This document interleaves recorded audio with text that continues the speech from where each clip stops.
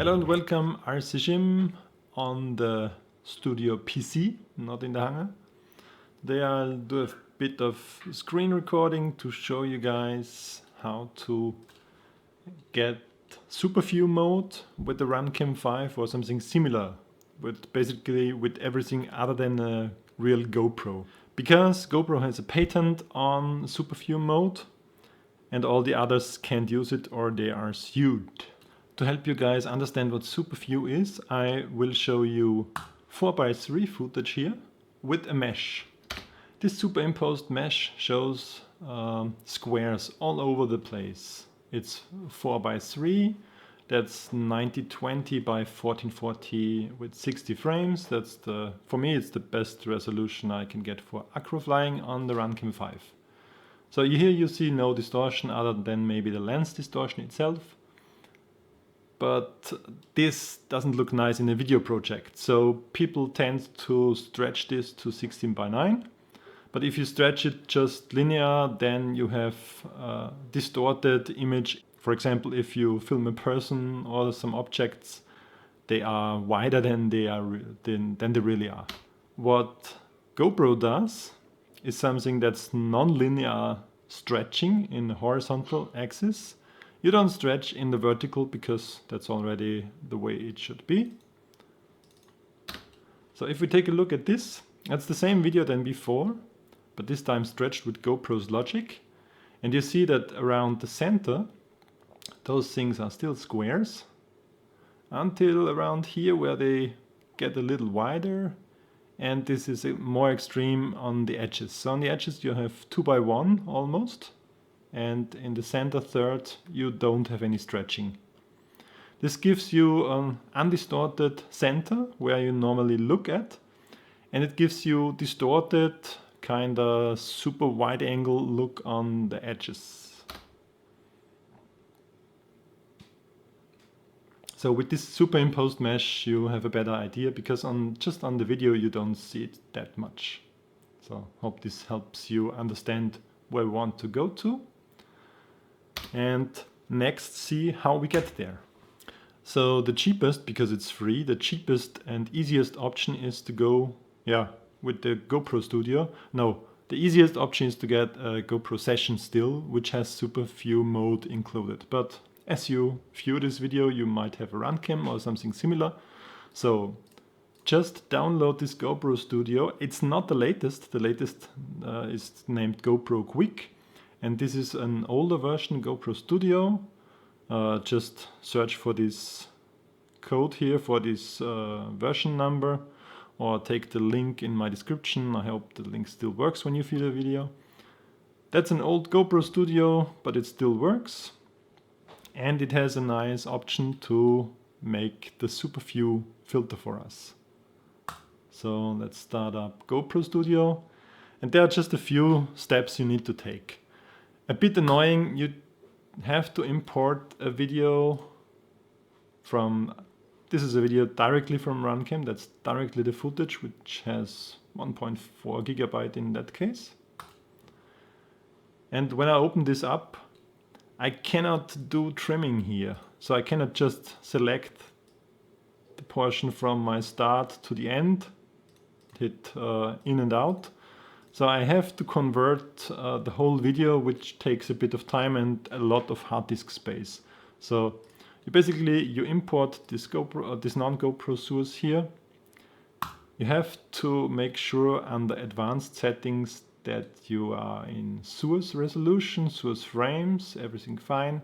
But quality wise we want to go high, because this is an intermediate rendering, recoding, and we don't want to lose quality here. So go to quality high, okay. You can, of course, you can choose the path where it renders to. Then you just add it to the conversion list. Here in the conversion list, we can view the settings again, original and output, and you just want to make sure that you have the same resolution here and you have the quality high. So hit convert. Of course, you can add all your flight videos here and convert all, so you can leave your PC with the rendering. On my PC, which is an i9-9900K, which is a pretty powerful CPU. For a 5-minute video you render 2.5 minutes. It's not too bad. And you see this conversion takes up all the CPU power. So that's a really good multi-core support here. But since we set high quality and GoPro renders in their Cineform codec, it's an almost lossless codec and it takes up a lot of disk space. So I will speed up this now for you. Okay, it's finished. So since I recorded this, I can show you the time it needed and the flight time. You get the idea. So we are finished and we can proceed to step 2. Step 2 is the editing pane.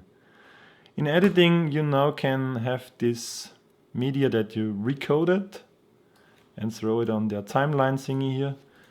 And all I want to do here, I mean, you could edit your video in the GoProStudio, but it's not super advanced. All I want to do here is search for my in point, which is the takeoff, and go all the way to the landing.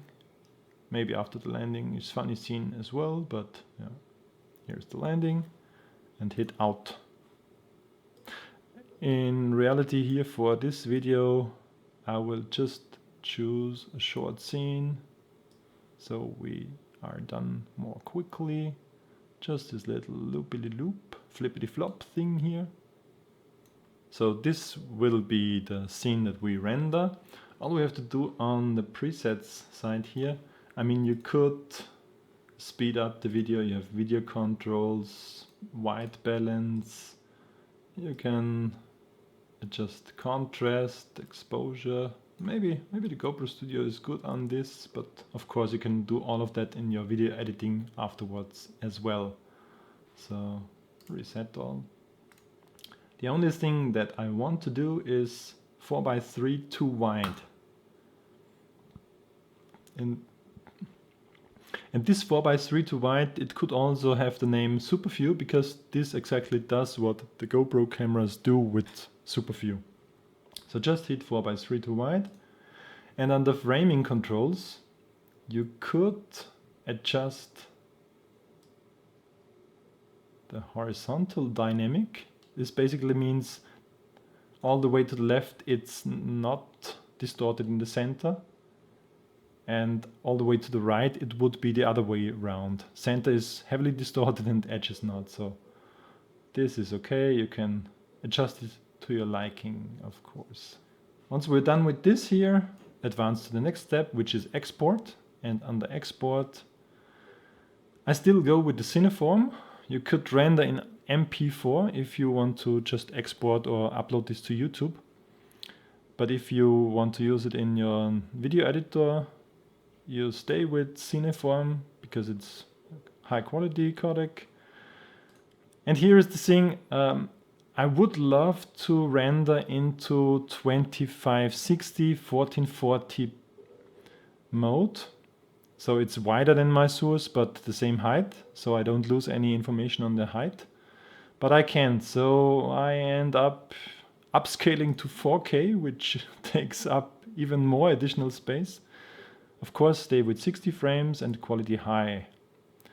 Films Can 1 and 2 are even higher, but they take incredible amount of space. So I think high is good. Just hit export. We can name this GoPro output and hit save. And let's just see how good the codec is. In using all my cores, it's not really good. I mean, now it takes up 45% of my cores. So it's not super fast, but yeah, it's freeware, so what can you expect? And it's quite old software.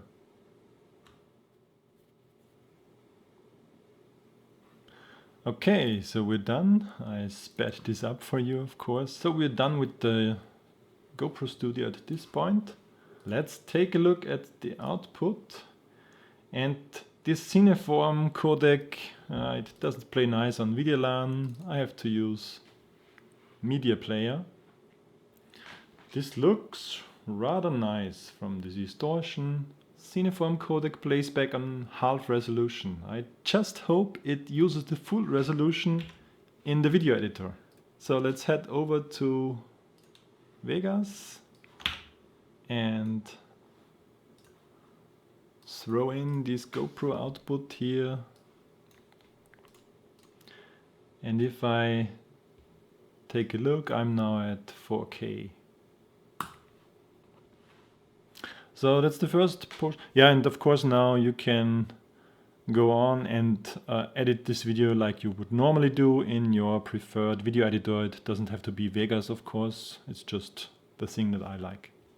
Okay, so that was the first part of my video.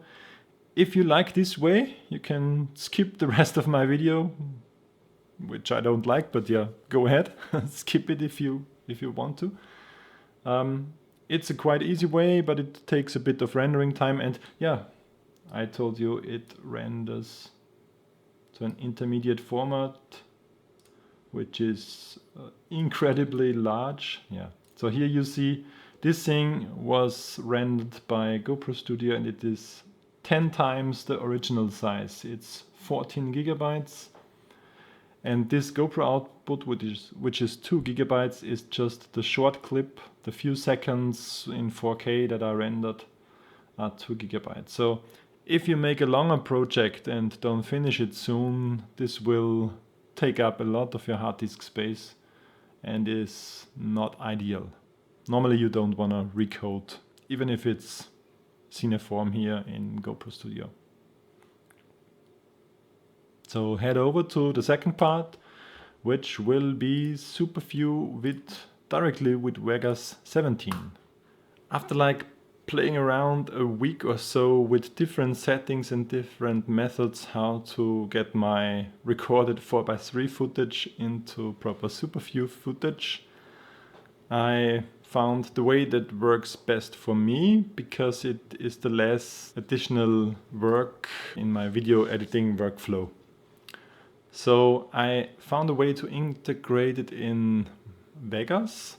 It used to be Sony Vegas, it's now Magix Vegas, and I really like this video program. I'm just so used to it. In version 17 they have something called mesh warp, the mesh warp effect, lens distortion. And by using those two effects you can get quite nice, decent Superview footage. So how do we get there? We need footage. Once again, I take my RunCam 5 footage. So here I can start right away by choosing the scene I want to render. So let's say that's the portion, get rid of the other stuff. So that's my small little clip. And I just apply the mesh warp effect. And the mesh warp effect, it's easy to see what it does. You get a mesh and it warps your images around the points. So when you move the points you have heavy distortions. It's a bit tedious, this work you have to do, but luckily I can supply you the project file with a template to do this, so you don't have to work on the mesh for yourselves, because what you have to do is increase the mesh count so you get more details, but we don't need it in the vertical pane. So I reduce the y-axis to 1. We don't want to move the points in the middle too much, but in the outside we move them. So how do we get there? Apply the mesh warp. Use my super duper 4:32 wide Superview preset, and you will find this preset in the link below. I show you how I came to this preset, but you don't have to do the tedious work I did. So just choose this preset here, and what you see with this preset is in the center the lines are normal and on the outside they are wider. So more stretching on the outside and less in the center, just like the Superview effect. One thing we additionally have to make is the project, the timeline needs to be 16:9. So in my case, I want to go with 2560 by 1440 because the source, if you remember, is 9020 by 1440. And I want to keep the vertical resolution and increase the horizontal resolution. So now we have widescreen, but we didn't turn off the aspect ratio. Sorry that this is in German here. It's just the aspect ratio, and I said it keep aspect ratio, no. And with this it stretches everything, and right here I can turn on and off the mesh. So without the mesh swap, you see everything is stretched uniformly. Like this 3 in the center looks too wide. I mean, with trees you don't notice it too much. You notice this best with people in the center, but yeah. And if I apply the filter, you see that the center gets corrected. Yeah, that's basically the main effect. What I like to do additionally is a lens distortion filter. And this comes, big shout outs to Magix, who is probably commenting like crazy on this video as well. Thanks for that, Magix. He gave me some ideas and I think he played around a lot with it. Check out his videos. So lens distortion, it basically helps you get rid of the weird fisheye look that some Superview or some wide angle lenses have. On the lens distortion, I also have a preset RunCam 5. I took the GoPro 4:7 look. And if you look at the picture, it straightens out the things a bit. The thing with lens distortion is, as long as you don't use it, you don't know that you need it. But if you apply it, you see, okay, the image gets straighter, and I think it's just a bit better looking, but that's totally up to you if you use lens distortion as well. So I can render this, and of course this way is way faster than the GoProStudio way, because we don't have to recode so much. And also the quality will be better, because I can render it in 2.5K 1440. Should be the optimal resolution. Of course, with things like lens distortion and this mesh swap, you are messing around with the footage and you lose some sharpness. But yeah, that's the trade-off. If you don't want this trade-off, go and buy a session, you greedy bastard. Okay, for me it was a long way to get here, but if you take the templates I supply you in the links in this description, in the description of this video, it can be quite easy for you. Of course, you need Vegas 17. Or you take this infos out of this video and apply it hopefully to the video editor of your choice, like After Effects maybe, or Adobe Premiere. And actually, oh yes, I found the template or the project file for a proper mesh swap, so check this out in the description as well. So what else are your options? So far we had Superview with Vegas 17 and Superview with GoProStudio. GoProStudio being the really easy way, Vegas being the elegant way if you already use Vegas and if you don't want to recode something. Another way, which is for free, but a bit complicated for my taste, can be seen in Bardwell's tutorial. It's a Superview effect with Nuke Foundry. And Nuke Foundry is free of charge for a personal user, but you have to like register and get a license, and it's a bit tedious. The effects and applying it is quite nice, quality is good, but as with the GoProStudio version of Superview effect, you have to recode the whole clip, which I think you can have in and out points there, but the point is you have to recode.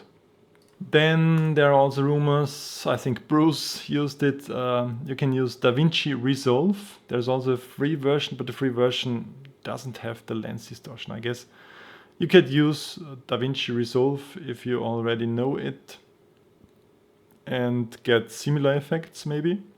And as I said, there's an After Effects non-linear stretching.